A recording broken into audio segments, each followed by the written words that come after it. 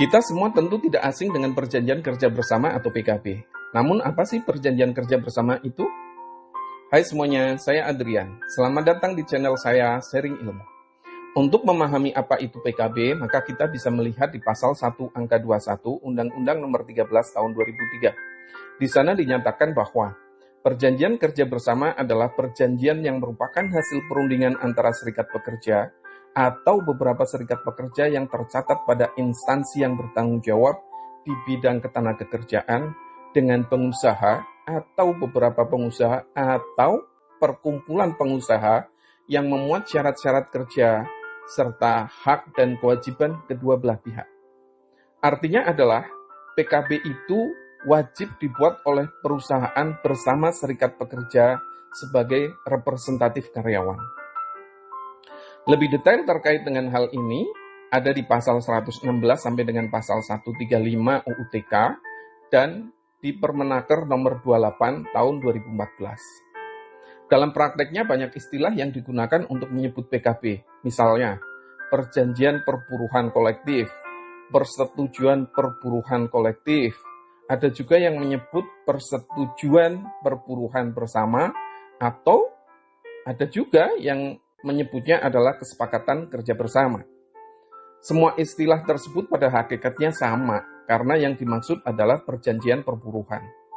Pada dasarnya, PKB bukanlah dokumen yang wajib dimiliki oleh semua perusahaan, melainkan sarana untuk memuat kesepakatan baru jika hal ini dibutuhkan oleh kedua belah pihak, yaitu perusahaan dan pekerja.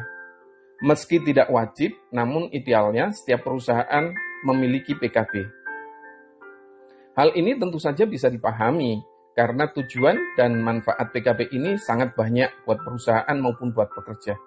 Namun, secara general ada 3 hal yang bisa disampaikan. Yang pertama adalah menekankan apa saja yang menjadi hak dan kewajiban pekerja dan pengusaha. Artinya, kedua hal ini berbanding lurus. Jika kewajiban sudah dilakukan, maka hak pun harus diterima.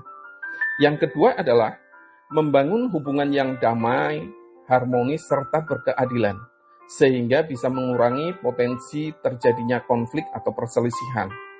Dan yang ketiga adalah untuk bersama-sama menentukan syarat hubungan kerja yang belum diatur dalam peraturan perundang-undangan. PKB ini wajib untuk dicatatkan ke instansi yang bertanggung jawab dalam bidang ketenagakerjaan. Proses mencatatkan PKB ini sama dengan ketika meminta pengesahan peraturan perusahaan atau PP yang telah kita bahas di sesi sebelumnya.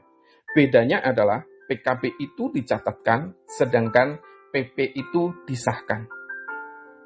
Nah, masa berlakunya PKB adalah 2 tahun. Setelahnya bisa dirundingkan kembali.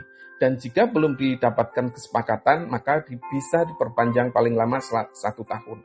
Selanjutnya, maka PKB harus dilakukan pembaharuan atau perubahan. Pertanyaannya, kenapa harus seperti itu? Hal ini bisa dijelaskan yang pertama adalah untuk melihat situasi, kondisi, dan perkembangan perusahaan. Yang kedua adalah untuk menyesuaikan ayat-ayat atau pasal-pasal tarif di dalam PKB. Ini biasanya sih merupakan fokus dari pekerja. Yang ketiga adalah untuk mengakomodir jika ada hal yang lain yang belum ada di dalam PKB. Misalnya kita perlu memasukkan item baru. Dan yang keempat adalah untuk menyesuaikan jika ada aturan dan regulasi baru. Pertanyaannya adalah, apakah boleh di dalam sebuah perusahaan ada beberapa PKB? Jawabannya adalah tidak boleh. Artinya di dalam suatu perusahaan hanya ada 1 PKB. Untuk perusahaan yang memiliki kantor cabang, maka bisa dibuatkan PKB turunan. Sedangkan untuk perusahaan yang tergabung dalam satu grup atau holding, tetapi masing-masing mempunyai badan hukum tersendiri, maka PKB dibuat dan dirundingkan oleh masing-masing perusahaan. Oke, itu dulu sharing ilmu kali ini teman-teman semua. Silahkan kasih komentar, dan boleh kok kasih masukan, tema apa lagi yang akan kita diskusikan pada pertemuan selanjutnya. Izinkan Adrian undur diri, salam sukses mulia buat kita semua. Bye-bye.